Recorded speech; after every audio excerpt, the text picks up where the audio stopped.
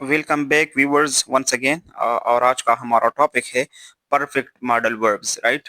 Perfect modal verbs किसे कहते हैं और हम इसको कहाँ पर इस्तेमाल करते हैं, तो आइए समझते हैं।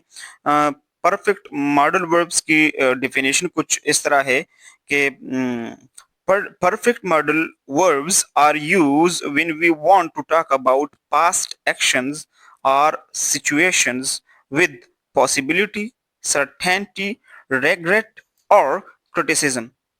मतलब ये है कि परफेक्ट मॉडल वर्ब्स हम तब इस्तेमाल करते हैं जब हम किसी पास्ट यानी गुजरी हुई बात या गुजरी हुई जो काम हो या बात हो के बारे में अंदाजा या यकीन या अफसोस या मशवरा देना चाहें।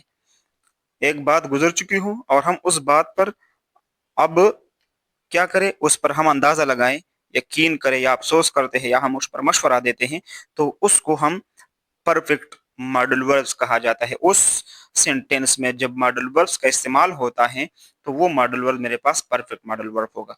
अब वो कैसे, तो सबसे पहले मैं आपको परफेक्ट मॉडल वर्ब्स का स्ट्रक्चर बताता हूँ कि मेरे पास स्ट्रक्चर क्या होगा। तो याद रखें कि परफेक्ट मॉडल वर्ब में मेरे पास जो मॉडल वर्ब है वो लगेगा, मिसाल मस्ट है, मे, शुड, वुड, ये लगेगा। उसके फौरन बाद हैव लगेगा, सही है, HAVE हैव। और इसके बाद पास्ट पार्टिसिपल लगेगा, यानी वर्ब की तीसरी हालत लगेगी, third form of the verb इस्तेमाल होगी। उम्मीद है ये आपको समझ आ गया होगा। मैं अब आपको थोड़ा सा एग्जांपल्स के साथ एक्सप्लेन करना चाहूंगा। तो एग्जांपल नंबर 1 मेरे पास है must have, right. Must have का इस्तेमाल करते हैं कि इसको परफेक्ट मॉडल वर्ब्स कैसे हम इस्तेमाल करते हैं। अ, मेरे पास है शी मस्ट हैव स्लेप्ट। मतलब इसका ये है कि जरूर वो सो चुकी होगी, राइट।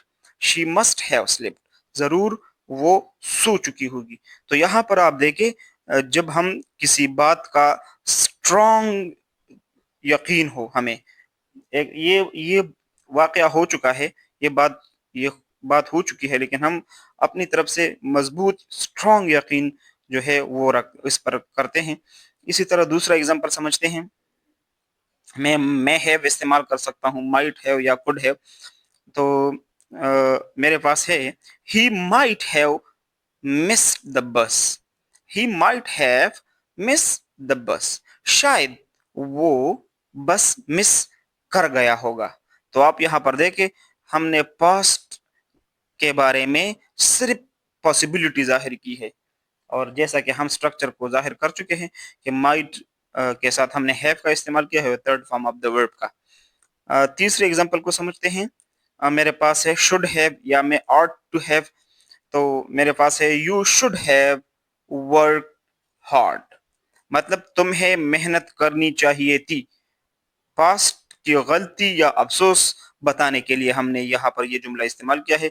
आप पास्ट का एक्शन है वो, उस पर हम या अफसोस करते हैं या उस पर गलती को समझते हैं, तो उसके बारे में हम ये जुमला कहते हैं कि you should have work hard, तुम्हें मेहनत करनी चाहिए थी। Let's come towards example number 4। We have would have. तो वुड हैव का इस्तेमाल होगा I would have helped you. मैं मदद कर देता अगर मुमकिन होता।